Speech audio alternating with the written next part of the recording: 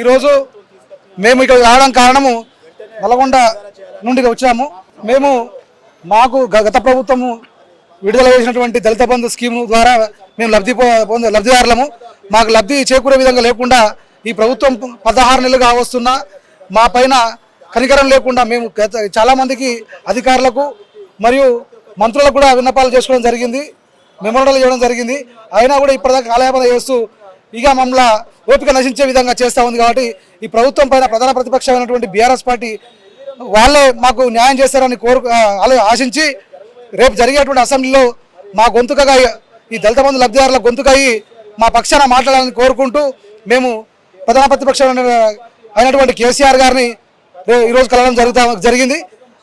అట్లాగే శాసన మండలి ప్రధాన ప్రతిపక్ష నేత అయినటువంటి మధుసూదన్ గారు కూడా కలిసి మా విన్నపాన్ని వినియోగించడం జరిగింది. రేపు జరిగేటువంటి అసెంబ్లీలో కానీ శాసన మండలిలో కానీ మా గొంతుకై వినిపించి ఈ లబ్ధిదారులకు న్యాయం చేసే విధంగా వాళ్ళు మాట్లాడి మాకు లబ్ధిని చేకూర్చే విధంగా చేయాలని కోరుకుంటూ జై భీమ్. మేము మంత్రిని నియోజకవర్గం పెద్దపల్లి జిల్లా మంత్రి నియోజకవర్గం నుంచి రావడం జరిగింది. గౌరవ మాజీ ముఖ్యమంత్రి వర్యులు కేసీఆర్ గారిని కలిసి మరి గత ప్రభుత్వం తీసుకొచ్చినట్టు దళిత బంధు పథకాన్ని కాంగ్రెస్ ప్రభుత్వం ఓట్ల రాజకీయంగా మార్చి నిర్వీర్యం చేస్తుంది. ప్రభుత్వం ఏర్పడి 15 నెలలు గడిచినా కూడా మరి దళిత బంధు పథకం మీద ఎలాంటి ప్రకటన చేయకుండా, అలాగే మరి మేనిఫెస్టో కమిటీ చైర్మన్గా ఉన్నటువంటి రాష్ట్ర ఐటీ మంత్రి శ్రీధర్ బాబు గారు మరి మేము అధికారంలోకి వస్తే అంబేద్కర్ అభయస్థం మీద 12 లక్షలు ఇస్తామని చెప్పన్నాడు. మరి ఆ పథకాన్ని కూడా కొనసాగించలేదు. కాబట్టి ఈ బడ్జెట్ సమావేశంలో నిధులు కేటాయించి అంబేద్కర్ అభయస్థం పథకాన్ని కొనసాగించాలి. రాష్ట్ర వ్యాప్తంగా ఉన్న దళితులందరూ కూడా అంబేద్కర్ అభయస్థం పథకాన్ని కొనసాగించుకుంటూ మరి గత ప్రభుత్వం తీసుకొచ్చినట్టు దళిత బంధు నిధులు వెంటనే విడుదల చేయాలని చెప్పి ప్రభుత్వాన్ని మేము డిమాండ్ చేస్తున్నాం. లేని పక్షంలో మరి మంత్రుల ఛాంబర్లో కానీ మంత్రుల ఆఫీసులో కానీ ధర్నా చేసి మరి ప్రభుత్వానికి మా యొక్క దళితుల యొక్క చిత్తశుద్ధి చూపించి మరి ఖబర్దార్ అని చెప్పి ఈ సందర్భంగా చెప్తున్నాం. మరి ఏదైతే మీరు ప్రకటించిందో ఆ పథకాన్ని కొనసాగించాలి. ఇంతవరకు దళితులను ఓటు చేసే యంత్రాలుగా మాత్రమే చూసింది తప్ప మరి దళితులను దళితులుగా చూడలేదు. ఎవరైనా అడిగితే దళితులు వాళ్ళు ఆ పార్టీ ఈ పార్టీ కాదు. దళితులు పేదవాళ్లకు న్యాయం చేయాలి. ప్రభుత్వాలు ఉన్నది ఎందుకు, అట్టడుగు వర్గాలకు న్యాయం చేయాలనే ప్రభుత్వ సంకల్పం. కాబట్టి మరి సంపన్నులకే సంపద పంపిణీ కాకుండా మరి పేద వర్గాలకు ఆ సంపదన పంపిణీ జరిగిన రోజు మా బిడ్డల భవిష్యత్తు కోసం లేక మాదేదైనా కుటీర పరిశ్రమ ఏదైనా ఉపాధి అవకాశాల కోసం ఆ 10 లక్షల రూపాయల నిధులు మాకు పనికొస్తాయని చెప్పి ఈరోజు మేము ప్రభుత్వాన్ని డిమాండ్ చేస్తున్నాం. లేని పక్షంలో ప్రతి గ్రామాన కాంగ్రెస్ నాయకులు కానీ కార్యకర్తలు కానీ వస్తే చావుటప్పు మోగించుకుంటూ రాబోయే స్థానిక ఎన్నికల్లో ఆ ప్రభుత్వానికి ఖచ్చితంగా మేము బుద్ధి చెప్పుతామని చెప్పి ఈ సందర్భంగా ఆ ప్రభుత్వాన్ని డిమాండ్ చేస్తున్నాం. జై భీమ్, జై తెలంగాణ. మల్లన్న గారు కూడా రీసెంట్ గా బయటికి రావడం జరిగింది. అధికారంలో ఉన్న పార్టీ నుంచి బీసీ నినాదం ఎత్తుకున్నారు. సో దాని గురించి మీ అభిప్రాయం? మల్లన్న గారు మరి ఆయన ఎమ్మెల్సీగా ఎన్నికై మరి కాంగ్రెస్ ప్రభుత్వం ఏదో చేస్తుంది ఏదో పడగొడుతుంది అని చెప్పి అనుకున్నాడు. కానీ ఈ ప్రభుత్వంతో ఏమి అయ్యేటట్లేదు. మరి నా వర్గమైన బీసీ వర్గానికి కూడా అన్యాయం జరుగుతుంది. నేను ఒక చదువుకున్న వ్యక్తిగా ఒక ఎమ్మెల్సీగా నా వర్గానికి నేను న్యాయం చేయనప్పుడు ఈ పార్టీలో ఉంటేంది లేకపోతుంది, ఈ ప్రభుత్వం ఉన్నా లేకున్నా ఒకటే అని చెప్పి మీ పక్షాన నేను కొట్లాడుతా అని చెప్పి బయటికి రావడం జరిగింది. కాబట్టి మల్లన్నను కూడా ఈ సందర్భంగా మేము ఆయనను బయటకు వచ్చినందుకు స్వాగతిస్తున్నాం. వ్యతిరేకంగా కూడా మల్లన్న గారు పోరాటం చేశారు కదా. అప్పుడు మల్లన్న కొందరు వ్యక్తుల మాటలు నమ్మి కేసీఆర్ను తప్పుదో పట్టిండు. అదే మల్లన్న ఈరోజు మళ్ళా కేసీఆరే తెలంగాణకు శ్రీరామ రక్ష అని కేసీఆర్ను పొగుడుతున్నాడు. మరి ఆ కేసీఆర్ యొక్క పని విధానం, రాష్ట్రంలో కేసీఆర్ చేసిన అభివృద్ధి కార్యక్రమాలు అది ఇప్పుడున్న ప్రభుత్వం రేవంత్ రెడ్డి ప్రభుత్వం దాన్ని చెరిపివేయాలని చూస్తుంది. కానీ ప్రజలు తన గుండెల్లో పెట్టుకున్నారు కేసీఆర్ చేసిన అభివృద్ధిని కానీ డెవలప్మెంట్ కానీ మరి మౌలిక వసతులు కల్పించడం కానీ. మనకు కొన్ని ఉదాహరణ చెప్పాలంటే మన తెలంగాణ వస్తే చీకటిమయమవుతుంది, కరెంటే ఉన్నది. కానీ 6 నెలల్లో అసాధ్యాన్ని సుసజ్జం చేసి చూపించిన గనుడు కేసీఆర్. మనకు ప్రాజెక్టులు కట్టి మనకు రైతులకు సాగునీరు అందించిండు, రైతులకు పంట బీమా ఇచ్చిండు, రైతు బంధు ఇచ్చిండు, రైతు స్కీమ్ ఇచ్చిండు. మరి రైతులకు కానీ ఈ ప్రభుత్వం వచ్చిన కాంచి ఇప్పటికీ 3 పంటలు పడినా కూడా రైతు బంధు రిలీజ్ చేయలేదు. మరి ఆ రైతు బంధు 6 గ్యారంటీలు అమలు చేయలేదు. 420 హామీలు ఇచ్చిండు. మరి విద్యార్థులకు 5 లక్షల విద్యా గ్యారంటీ అన్నాడు. ఆ తర్వాత స్కూటీలు అన్నారు. ఇంటర్ చదువుకున్న వాళ్ళకు 10,000 అన్నారు, డిగ్రీ చదువుకున్న వాళ్ళకు 25,000 అన్నారు. మరి పీజీ పోస్ట్ గ్రాడ్యుయేషన్ వాళ్ళకు ₹1,00,000 అన్నారు. మరి మహిళలకు 2,500 ఒక ఉచిత బస్సు పథకాన్ని స్థాపించిండు. మహిళలు సిగరెట్ కొట్టుకునేటట్టు చేసింది తప్ప దానివల్ల సామాన్య ప్రజలకు ఒరిగింది ఏం లేదు. సామాన్య ప్రజలు ఎప్పుడే కానీ మరి ఒకరోజు బస్ ఎక్కుతే తప్ప ఎల్లకాలం అది ఎవరు పనిచేస్తుందంటే ఎంప్లాయీస్కు పనిచేస్తుంది తప్ప మరి కళ్యాణ లక్ష్మి కేసీఆర్ ₹1,00,000 ఇచ్చిండు. మేము ₹1,00,000 పాటు తులం బంగారం ఇస్తాం. కానీ ఆ తులం బంగారం ఇప్పటి వరకు ఈ 15 నెలల్లో రాష్ట్ర వ్యాప్తంగా 8 లక్షల మంది పేద బిడ్డలు పెళ్లి చేసుకున్నారు. మరి 8 లక్షల తులాల బంగారం రేవంత్ రెడ్డి బాకివాడి ఉన్నాడు. మరి అలాగే పెద్దమ్మ డిసెంబర్ 7 కేసీఆర్ ప్రభుత్వం పోతుంది. ఎంత మీకు 2,000. మా ప్రభుత్వం వస్తే ఇందిరమ్మ రాజ్యంలో సోనియా గాంధీ 4,000 ఇస్తా అని చెప్పిండు. 4,000 మాట అటుకెక్కింది. మరి వికలాంగులకు 6,000 ఇస్తా అన్నాడు. 6,000 మాట ఉత్తిదైపోయింది. రేవంత్ రెడ్డికి 6 గ్యారెంటీలు కూడా ఉత్తిదైపోయింది. రేవంత్ ఏ పని చేసినా ఉత్తిదైపోయింది. ఇప్పటికీ 39 సార్లు ఢిల్లీ వేయండి తప్ప ఏం ఒరగబెట్టి లేదు. తెలంగాణ తీసుకొచ్చి పీకింది ఏం లేదు. మరి ఆ కేసీఆర్ మరి అంటే ఈ పథకాలను డైవర్ట్ చేయడం కోసం కేసీఆర్ను తిట్టి ఆడిపోసుకోవడం తప్ప మరి రాష్ట్రంలో ఇంతవరకు ఒక కొత్త ప్రాజెక్ట్ తీసుకురాలేదు. గత ప్రభుత్వం ఇచ్చినట్టు ఉద్యోగాల నోటిఫికేషన్ సర్టిఫికెట్లు ఇచ్చి మేము ఉద్యోగాలు ఇచ్చినాం తప్ప మరి మీరు ఎక్కడ డిఎస్ నిర్వహించిండ్రు, మీరు ఎక్కడ ఉద్యోగ ఎగ్జామ్ కండక్ట్ చేసిండ్రు, మీరు ఎక్కడ ఇది చేసిండ్రు తప్ప ఏది లేదు. ఎస్సీ వర్గీకరణ మీద కూడా 59 ఉపకులాలను ఆటాడుకొని తన ఏదో ఒక స్కీమ్ను డైవర్ట్ చేసుకుని ప్రజలను పబ్బం కట్టుకొని ప్రజలను దృష్టి మళ్లించే ప్రయత్నం చేస్తుంది తప్ప ఈ రేవంత్ రెడ్డి ఈ 15 నెలల ప్రభుత్వంలో ఏం చేసేది లేదు, ఏం ఒరగబెట్టేది లేదు. త్వరలోనే స్థానిక మొన్న కూడా ఎమ్మెల్సీ ఎన్నికల్లో గుండు సున్నా వచ్చింది. ప్రజలు బుద్ధి చెప్పిండు. రాబోయే స్థానిక ఎన్నికల్లో కూడా కాంగ్రెస్ పార్టీకి గ్రామాన బుద్ధి చెప్పే రోజులు వచ్చినాయి, వస్తాయి కూడా. కేసీఆర్ గారు ఈ మధ్య ఎక్కువగా సమావేశాలు పెడుతున్నారు కదా, అసలు ఏంటి ఆయన వ్యూహం ఏంటి? ఖచ్చితంగా గత ఎలక్షన్లో మాకు ప్రధాన ప్రతిపక్ష హోదా ఇచ్చారు కాబట్టి ఖచ్చితంగా ప్రజల కోసం పోరాడాలి కాబట్టి అనునిత్యం ఎమ్మెల్యేలకు ఎమ్మెల్సీలకు దిశానిర్దేశం చేయడం జరుగుతుంది.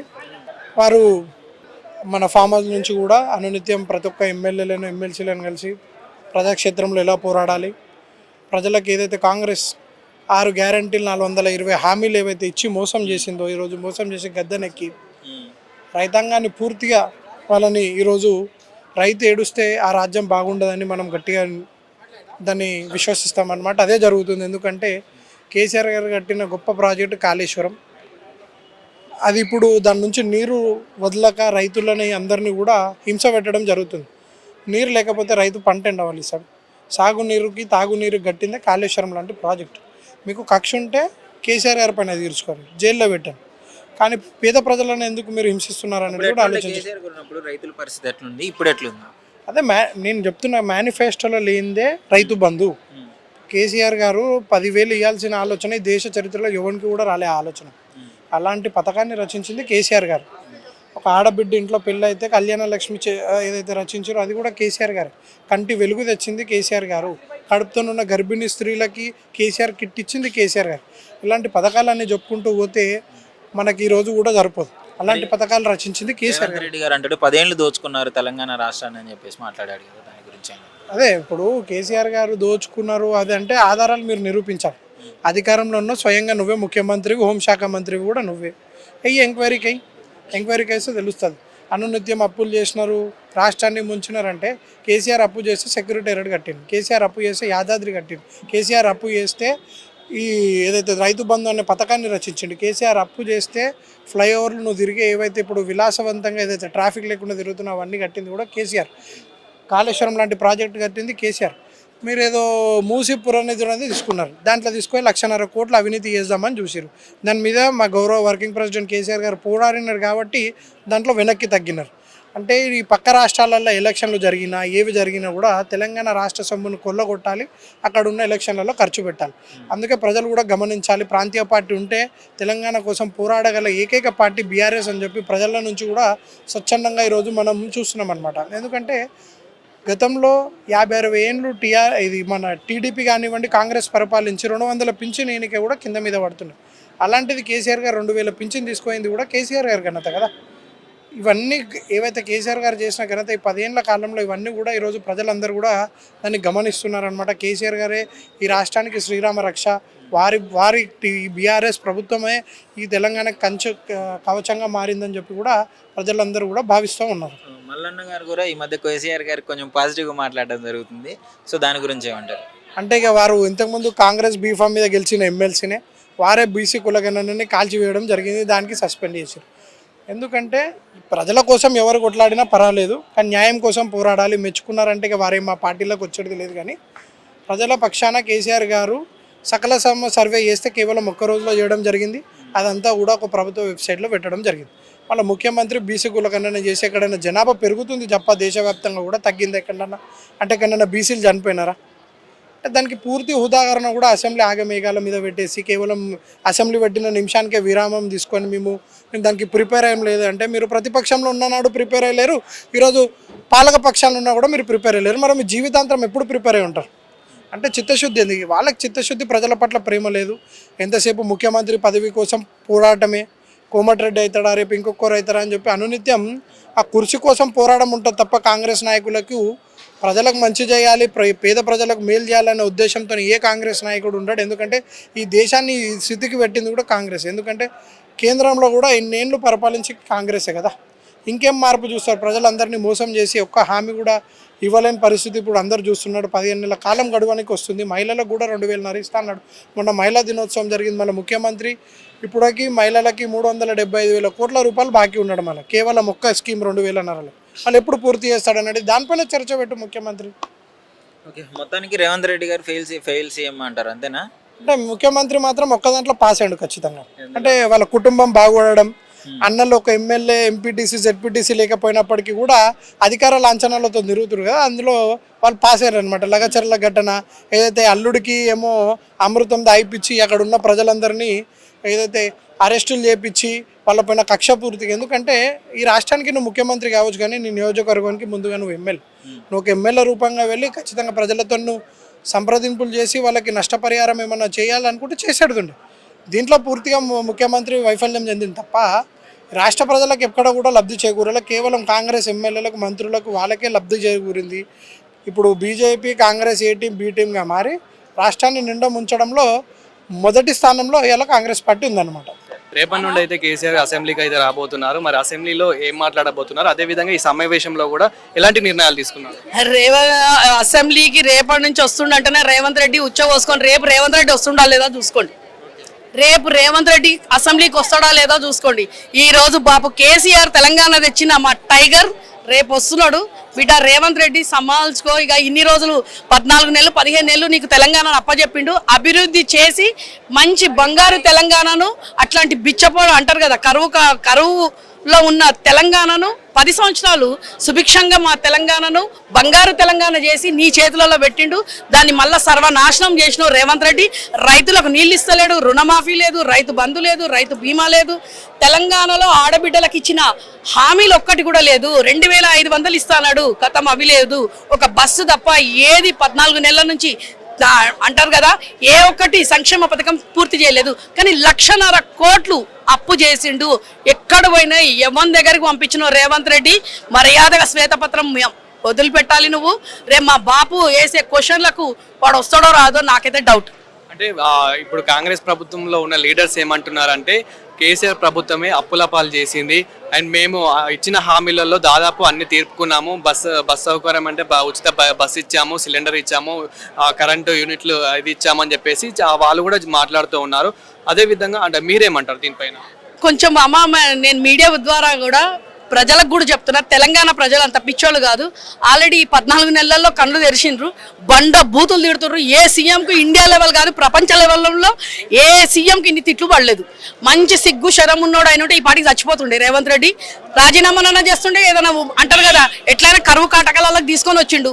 నీళ్లు లేవు, నిధులు లేవు. కాబట్టి రేవంత్ రెడ్డి ఈ 1,00,000 కోట్ల అప్పులు చేసిండు ఈ 14 నెలల్లో. దాన్ని మాత్రం నువ్వు లెక్క చెప్పాల్సిందే బిడ్డ. నువ్వు ఏ సంక్షేమ పథకానికి ఎంత నువ్వు చేసినావు, ఎవరికి ఎన్ని ఇచ్చినావు, ఎక్కడ రాహుల్ గాంధీకి ఎంత ఇచ్చినావు, మోదీ గారికి ఎంత ఇచ్చినావు చెప్పాలి రేవంత్ రెడ్డి. అదేవిధంగా మేడం ఇప్పుడు కేసీఆర్ గారు రైతుల గురించి ఏం మాట్లాడడం జరిగింది? ఆయన కవిత గారు కానివ్వండి, హరీష్ రావు గారు కానివ్వండి, సో ఏం మాట్లాడడం జరిగింది? ఏం మాట్లాడడం జరగడం ఏందమ్మా, దిశానిర్దేశం ఇచ్చిండ్రు ప్రజలకు 6 గ్యారెంటీలు. ఈ జూటా పార్టీ 420 అంటారు కదా, దానికన్నా 820 అంట. నేనైతే 420 కూడా కాదు. రేవంత్ రెడ్డి 820 రేవంత్ రెడ్డి గారు హామీలు ఇచ్చిండు. కాబట్టి హామీలు ఇచ్చిన తర్వాత ఏం చేసిండ్రు? ఏం చేసిండ్రు, ఎంత ఇచ్చిండ్రు, ఆ హామీలన్నీ మళ్ళా అంటారు కదా నడ్డి వంచి బాంతో చేపించే వరకు వదిలిపెట్టేది లేదు.